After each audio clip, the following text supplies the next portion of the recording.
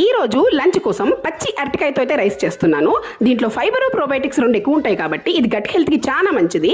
చలో ప్రాసెస్ అయితే స్టార్ట్ చేసేద్దాం. సో ఫస్ట్ ఆఫ్ ఆల్ రైస్ని కుక్ చేసుకొని పక్కన పెట్టుకోవాలి.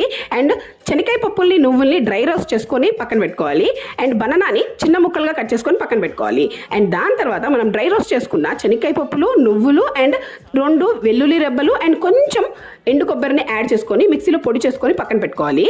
అండ్ దాని తర్వాత ఒక చిన్న బాణీలో కొబ్బరి నూనె వేసుకొని పోపు దినుసులు అండ్ ఒక పచ్చిమిరపకాయ అండ్ కొంచెం కరివేపాకు వేసుకొని మనం కట్ చేసి పెట్టుకున్న ఈ బనానా ముక్కల్ని వేసి ఉప్పు పసుపు వేసి మగ్గబెట్టుకోవాలి.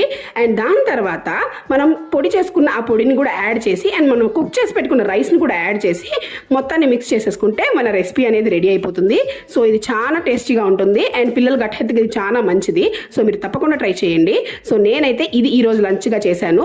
సో నా వీడియోస్ మీకు నచ్చుతుంటే please like, share and subscribe my channel Shirisha Vivekananda Reddy. And thank you for